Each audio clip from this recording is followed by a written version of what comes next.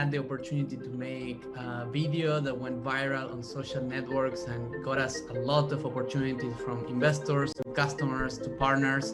We also got the opportunity to participate in the Pioneers for Change Summit, which allow us to tell our story with other innovators from around the world. And of course, we are connecting with great peers that are part of the cohort of the 1 Trillion Tree Initiative. The visibility has been wonderful. Being able to point to a role in Uplink Award is fantastic validation. The video that you create with the web has been also a tremendous tool. It also brought an enormous amount of people downloading the app and actually requesting a forest. We're going to Kazakhstan because of a request that came through the video.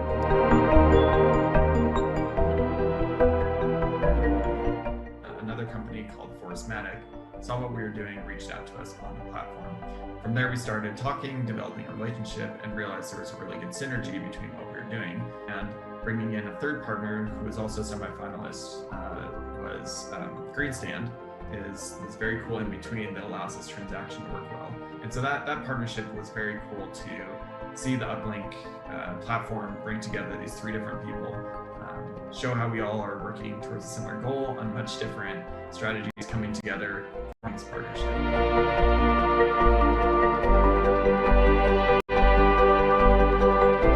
Getting people to know about our solution is the key factor of success, and being part of a platform like Uplink and benefiting from the exposure that this platform has was a real game changer. Not just in terms of exposure, but also in terms of credibility. It's a network of sometimes competitors, but also most of the time, I think, collaborators, because we can't be too many to address the climate issues.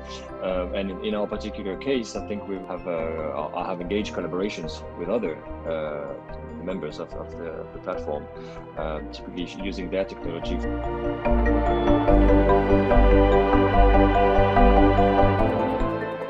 It's a humbling experience in a way to be part of that sort of selected group of organizations globally, that kind of forces you also to look inside and say, okay, well, where do we really add value in that value chain? It's pushed us to go further in our development and being more clear maybe on some of the directions we've taken.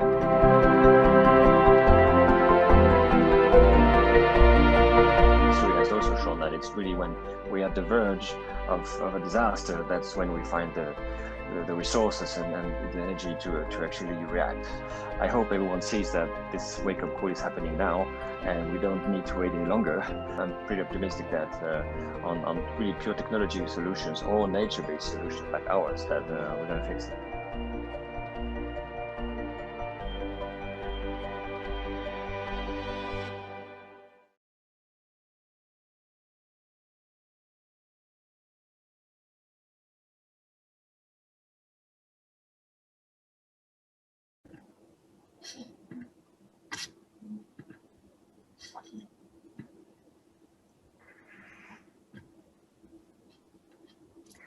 Hello, good evening, everybody. I'm very thrilled to welcome all of you to this session, which is named Building Net Zero Nature Positive Economies, which is part of the 2021 Davos Agenda Week, organized by the World Economic Forum. I'm your moderator for this forum. My name is Nancy Ju. I'm an anchor woman with Phoenix TV, based in Beijing. Now, the first part of today's session will be centered around a panel which I'm very honored to be joined by Mr. Malik Amin Aslam, the Federal Minister of Climate Change of Pakistan, Inga Anderson, the Executive Director of the United Nations Environment Programme, Ma Jun, who's the Chairman of Green Finance Committee, China Society for Finance and Banking, Mr. Anderson Tanoto, the Director of RGE Group in Indonesia, and Jennifer Morgan, the Executive Director of Greenpeace International. And together, we will be discussing the elements needed to spur our economies in the world towards a decade of action, which is good for everybody and the planet. Should you be asking any questions to our speakers and panelists, please do share your questions with us in the chat box below. We'll be doing our best to try and answer these questions. So let us now, without further delay, dive into today's discussion. As we all know, in 2020, the World Economic Forum's Global Risk Report has found, for the first time in 15 years, that the top 5 global risks facing human society actually come from a single category, which is the environment. So in 2021, in this report released just last week, it shows global businesses and leaders now see top risks as all being environmental. And now with COVID-19, they've also added pandemics to the top list. And we all know that in many ways, these are linked to the destruction of our nature.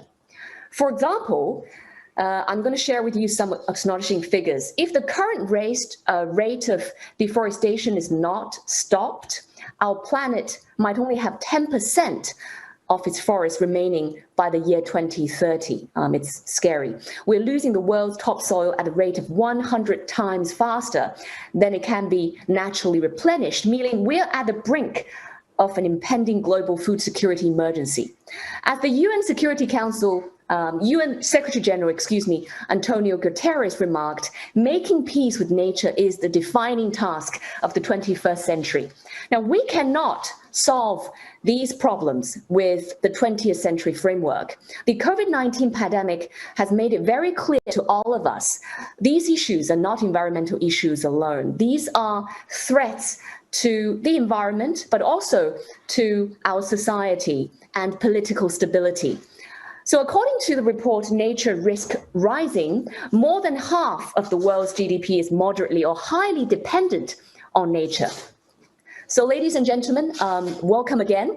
I'm very delighted to be having a truly multi-stakeholder panel to discuss how we can unlock a net zero nature positive economy and what we can all do to play and to make this happen.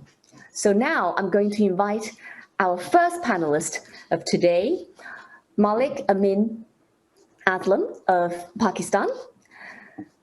Minister, the dominant economic model to date has really ignored the value of nature capital from which we can draw critical services such as food production and climate stability. Can you share with us how is Pakistan approaching natural capital and how that approach might be different in achieving the objectives in improving rural livelihoods and meeting the Paris Agreement goals and ensuring that you have a healthy food supply system? Thank you very much, and thanks a lot for giving me this opportunity. And I really feel that the topic that you've chosen today is extremely important, not only for us, but also for the whole world. Pakistan was already on a nature positive, as you say, nature positive trajectory of growth even before COVID struck. But when the COVID pandemic happened, it really shook everybody up. It changed the focus of the policymakers to understand the value of nature and the value of thresholds of nature. As you rightly said that, if you push nature, it creates problems. But when you push it beyond certain thresholds, it creates a really threatening problem, which has created through the COVID crisis, that is an imbalance with nature, the biodiversity crisis, the climate change crisis. All of them are happening because we have pushed the thresholds of nature. And we've seen that nature does not stay quiet, it also strikes back. And we cannot fight with nature, we have to change the equation over here. We have to change the way we treat nature. And I think that has been the real philosophy behind Pakistan's development paradigm. And as I said, during the COVID era, we realized that we need to drastically change that paradigm and give it, as you say, a further impetus to move in a nature positive direction. So we announced what was called the green stimulus during the COVID pandemic, which focused on really nature positive and nature-based recovery out of this situation. So we were trying to look for things which could, number one, protect nature, improve our balance with nature, and number two, also provide us with green jobs that could provide us an economic stimulus to get out of this situation. So we've tried focusing on what was called the 10 billion tree tsunami, which was a project already happening, but we provided it an impetus to start creating more jobs on the ground for people to be planting trees, to be, planting nurseries, protecting forests from forest fires. All of these created jobs which were nature positive, but also COVID safe jobs. And we created about 80,000 jobs doing that. We also started the protected area initiative, which was to not only expand the protected area coverage in Pakistan, but also link it up with green jobs. And so we started a new national park on the ground for protecting nature. And we are also expanding our national parks. We had 30 national parks before COVID struck. Now we have 45. So we have gone up 50% during the COVID time. So, these initiatives were nature positive, but they were also pushing us to think about nature in a different way, not as an adversary, but as a partner if you look at economic growth into the future. Now, the question that you asked about natural capital valuation is something that has really been intriguing us. In this direction of a nature positive recovery, what we realized was that nature is not valued properly when we look at decisions of economics or policy making in the government. So we fished around, and what we found was an exercise which has recently happened in the UK on natural capital valuation. They've come out with a report called the Das Gupta report, and we use that report to propel our own natural capital valuation exercise. We are in the initial stages of that exercise, but the thinking of the government is very clear that when you start valuing nature, that is when you start protecting nature, and that is how you create the right equation with nature to survive. And that balance is absolutely necessary, right? Like you said, the framework of the 20th century is not going to get us to the 21st century. We need to create a new framework for thinking of economics, of how we think of nature, not only as a commodity, but also as an asset which is there, which is valued, and which has a dollar value. So now we have started off by the natural capital valuation of our national parks, which is about 15% of our land area, because these are really, biodiversity storehouses, which are very valuable. There are places which nowhere else in the world there's a place like that. For instance, the Deosai National Park in Pakistan starts at 14,000 feet.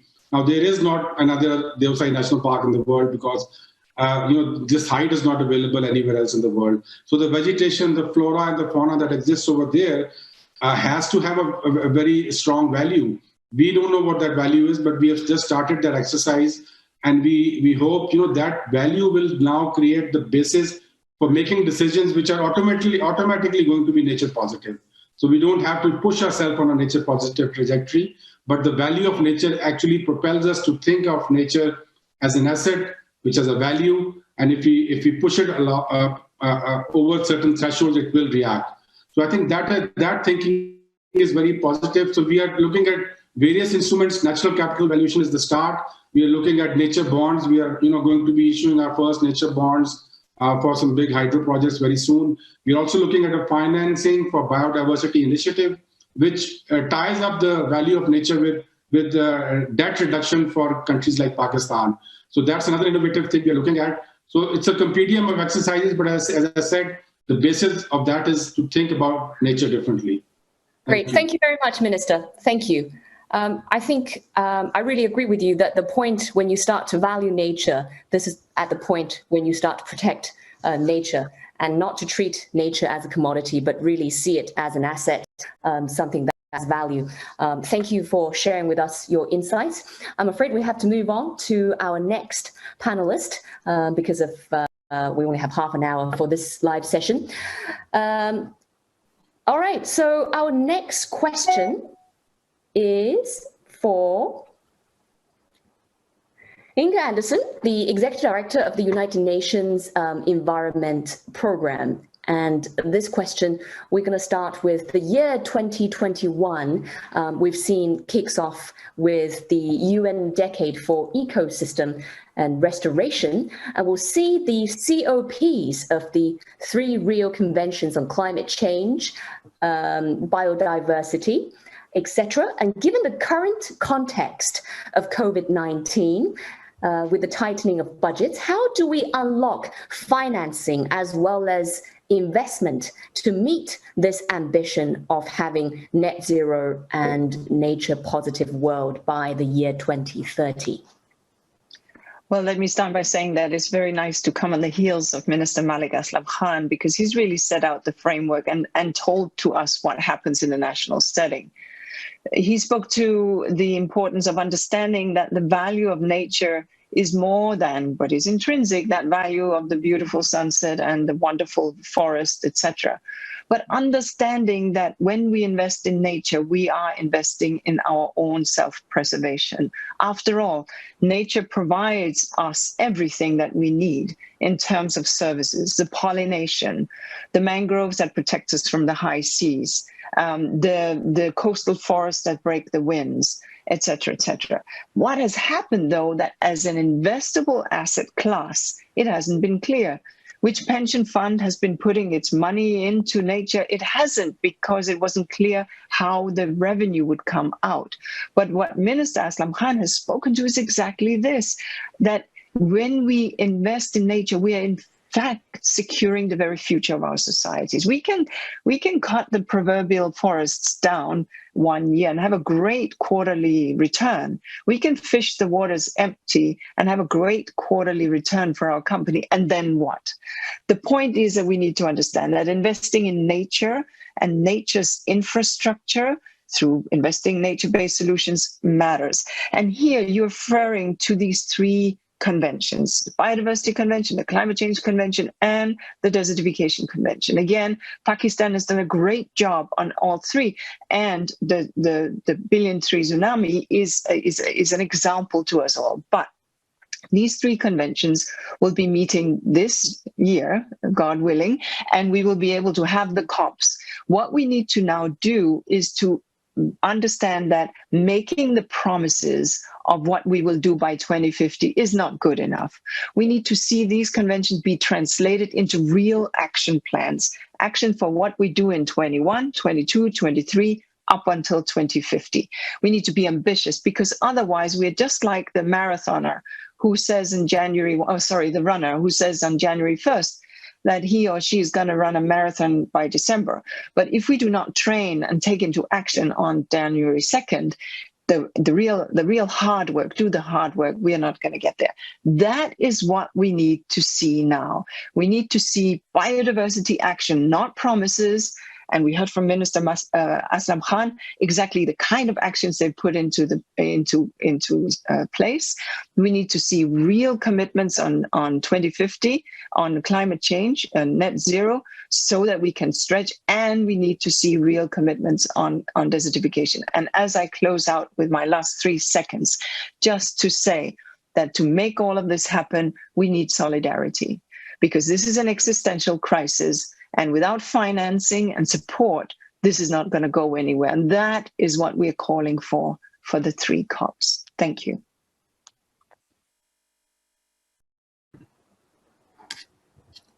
Thank you very much for your remarks, Ms. Anderson. And our next speaker is also coming up, Mr. Ma Jun from China.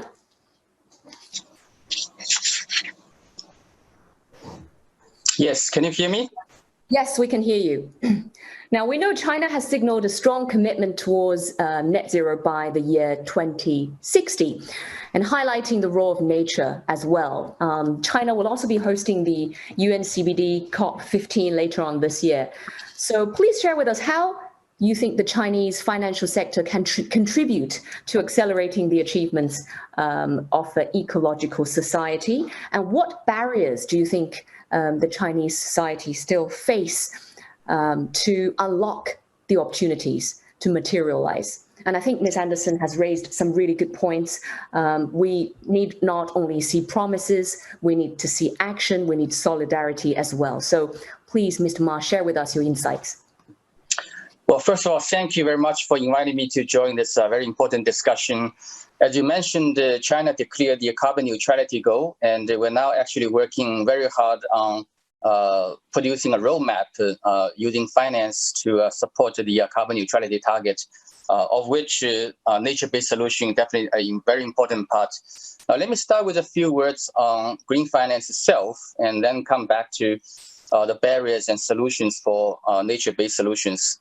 Now, in terms of in terms of green finance itself, we have built what I call a framework of 4 pillars in China. One is standards, which mean that we have a set of taxonomies defining what are the green activities that finance should support in the green finance framework. And secondly, we need to have the project owners to disclose environmental and climate benefits for the green projects, so that the investors will know that the green money goes to the green project.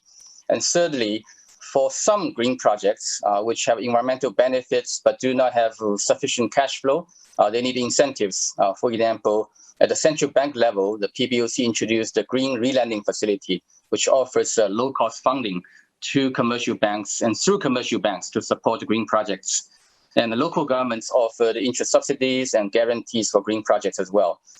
And finally, the pillar is what I call the products. We need many kind of green finance products to support short-term project, long-term project that require risky capital, and the project that require risk management products. And now coming back to the question on how to finance nature-based solutions, this is a harder part of green finance, because in the past years, we've seen a lot of financing going to big infrastructure projects such as renewable energy, solid waste, water treatment, and so on, but very little still into biodiversity and nature-based solutions such as reforestation, sustainable farming, and fishing. Now, the problems are the following. Number one, many of these nature-based solution related projects, they lack sufficient cash flow or profitability. And secondly, they lack good project owners that can qualify for commercial financing. And thirdly, they lack the professional operator or managers, which will enhance their return on assets. And finally, there's a lack of appropriate financial products, for example, long-term financing for some of these long-term solutions. So really, the financial sector, including the regulators and financial institutions, will have to come up with solutions to address all of these bottlenecks or barriers. For example, we need to develop compensation mechanisms for those projects which are delivering environmental, climate, ecological benefits to receive compensation from other projects.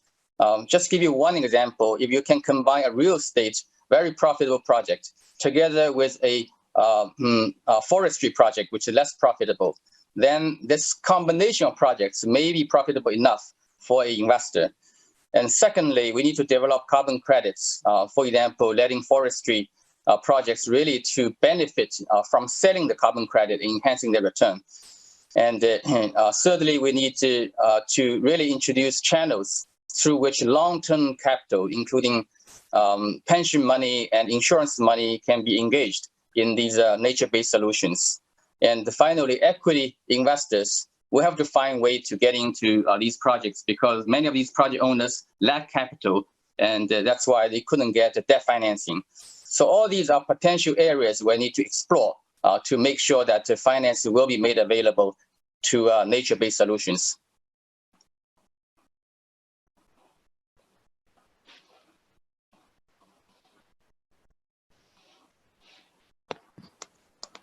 Right, thank you very much, Mr. Ma, thank you for sharing with us your insights in why you think green financing has been an area which has not had a lot of professional support, lack of profit flow, lack of professional managers, lack of long-term financing. And thank you for suggesting the different potential ways of making this area more properly run, combination of projects, introducing different channels, etc. We're going to move on to our next panelist, Mr. Anderson Tonoto of RGE. Are you there, Mr. Tonoto? Yes, I'm here. Hello. Hi, good evening. We all know Indonesia is really playing a leadership role in building out the potential for nature capital markets, where the farmers can be paid for provisioning for ecosystem services, such as carbon sequestration. What more needs to be done to take this to scale, do you think, and how companies like the RGE can work towards the 2030 goal of net zero and nature positive economy? Thank you, Nancy. Hello, everyone. It's a privilege to be here with such distinguished speakers. Just to introduce myself, my name is Anderson Tenoto. I'm the Managing Director of RGE. We're a cellulose and agricultural company integrated with renewable plantations based in Indonesia, Brazil, and China. So there's no question that companies, regardless whether they are in emerging countries or developed countries, must focus on emissions reductions and work towards net zero emissions. And our goal is to tie our business to positively impact nature. And that's the reality that we live in now. But the challenge, of course, is that we operate in a land-based industry, and we have learned it the hard way in the last 35 years. And the reality is protection and conservation forests in some emerging countries with huge populations, without active management, it does not stay forested. So we must put value in natural capital and recognize the co-benefits of nature that provides ecosystem services, biodiversity, and of course, protecting some of these watersheds. The last 5 years of our journey since COP21 in Paris, we've committed something called the 1 for 1. So every hectare of plantation, we commit 1 hectare of conservation and forest. And again, this is trying to tie our business together with nature as capital. In that process, we've conserved about 380,000 hectares of protection and conservation forests, about 5 times the size of Singapore. But it was a very challenging process for us. First, we attempted to restore some of these forests, but as a matter of fact, protecting some of these forests and letting nature heal itself is what we've learned in the last 5 years. It's been an incredible journey. It's actually much more cost effective and cost efficient to let nature heal itself. And we've seen that on the ground in Indonesia. Second, how do we then make sure that these protection forests last for a long term? The shareholders, our companies, we put $100 million for the first 10 years. We spent about $45 million the last 5 years protecting about 150,000 hectares of eco-restoration license beyond the conservation areas. It's not cheap. Conservation is not cheap. It's dirty, it's messy, it's challenging. And that's the reality on the ground. And we must be able to roll up our sleeves and get the job done. But we've tried to actually tie our business again with conservation by putting a self-tariff model. So every ton of plantation wood they were producing out of a landscape, we're actually putting a self-tariff of $1 back to conservation and restoration. So our goal is to really make sure that we can have a self-funded model. As the world continues to discuss about natural capital financing, we're trying to find a feasible and pragmatic model on the ground. Last but not least, actually, is to really work with partners. There's no question, both Greenpeace and WWF play a huge role 7 years ago to nudge us to go towards this direction. It was a very important decision from the business side to really push ourselves outside of our comfort zone. The reality is private sector needs to be pushed outside of their comfort zone. And we all know that growth and comfort does not coexist. And for us as private sector, we are being pushed outside of our comfort zone to go above and beyond just for profit, but also realizing the value of nature. Moving ahead, our goal is, how can we scale this up to make 10 production protection compacts or 100 production protection compacts across Indonesia, Brazil, and globally? And what we need is the right partners in the conversation. We need governments with the right regulations to allow carbon credits to enhance some of these programs, but these carbon credits are not for profit. Now our goal is whatever carbon credits we generate from the restoration license, our goal is to plow it back to conservation and restoration again. So we have a self-moving mechanism that allows and encourages more conservation and restoration projects at large. But the reality is in emerging countries, we must have both the production and protection hand in hand. If we are only talking about protection, especially in emerging countries like Indonesia and Brazil, it's very challenging. And our goal is to make sure when we produce anything from the landscape, we must actually draw from the production, have a self-imposed tariff or taxation, and invest it back to nature and conservation. Great, thank you very much. Thank you very much, Anderson, for sharing with us your insights from the industry. And we're now going to welcome our final speaker. We only have a few minutes left for this live streaming session. Ms. Jennifer Morgan. Now, you've heard from our panelists some very ambitious messages presenting here today. Do these make you optimistic What do you think actions are needed to ensure that in this coming decade, all we do is sustainable and equitable for everybody from all countries? Well, thanks, Nancy, and thanks. It's great to be here with such amazing colleagues and listening and learning as we go. You know, I've spent my whole life arguing that the climate crisis cannot be solved in isolation, that it requires economic changes and new mindsets and urgent emission reductions. So, you know, and rights-based approaches. So, of course, I'm delighted. It makes me somewhat optimistic to see that we're finally getting to a world where we no longer pollute the atmosphere and allow, you know, our climate to heal, that we're finally on the way to combining those. That we need emission reductions, of course, and nature protection. I mean, and that's kind of a no-brainer. The question is how we do that. But at the same time, I'm quite worried, I have to admit. And that worry comes from two interconnected topics that are being discussed today. First, I'm worried that while I see the exponential growth of long-term commitments, I really don't see that much immediate action that is up to the job of really making us safe.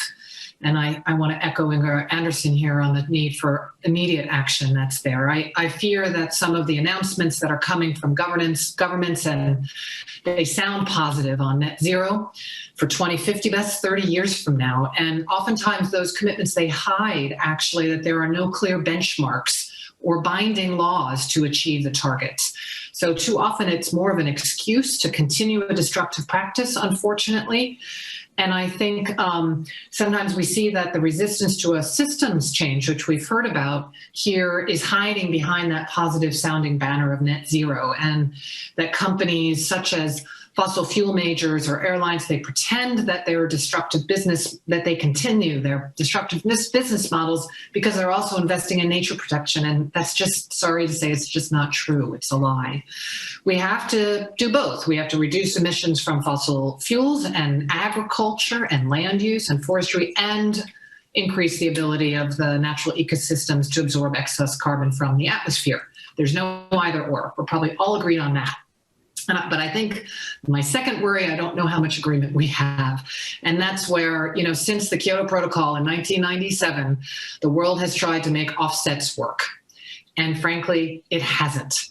It just, there's so many problems with offsets. And so we don't have time either to allow fossil fuel companies to continue to emit while and just try and plant trees or offset those emissions. There's just no time for anything like that anymore.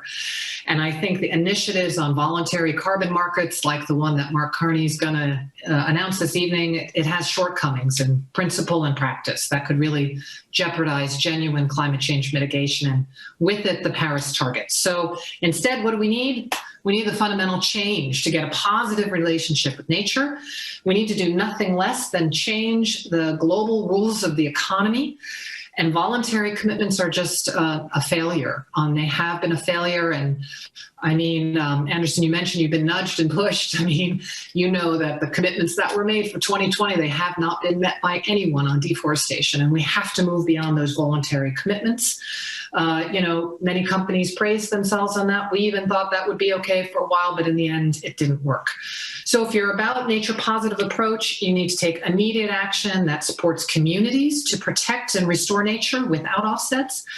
And you need to support not just the individual good projects, but systemic changes. We've heard some of those today, but they're really about rules governing the global economy, whether that be around government action to reduce meat consumption from high level, whether it be about different ways of doing forestry. We can and must actually look at our fundamental changes in trade and finance, relocalization of supply chains. So in the end, am I optimistic? I am optimistic because over the last year, more and more people woke up to the need for fundamental change. You're seeing that in surveys around the world. Change is coming, and we need to make 2021 be the year of systems change. Thanks. Thank you very much, Ms. Jennifer Morgan. I'm going to quickly wrap up. Thank you very much for our 5 panelists for sharing with us your insights. As Minister Aslam rightly put it, nature really strikes back when we don't treat nature properly. So we really need to start to value nature, and that's when we start to protect nature. We need to have the COP conventions be translated into action plans. We also call for solidarity across borders. We need to find different ways, more methods to channel green finance. And as we see, the COVID-19 crisis has really transcended borders in many ways than one. And we saw unprecedented levels of international cooperation with information sharing and healthcare equipment sharing. And I think this pandemic's really taught us when we work together among different nations, we can act and we can channel great change. Thank you again, our 5 panelists, for sharing with us your wonderful insights and remarks. And this now has come to the end of our live streaming session. We now invite our top link participants to remain online for the rest of the session. We have more interactive dialogue coming up.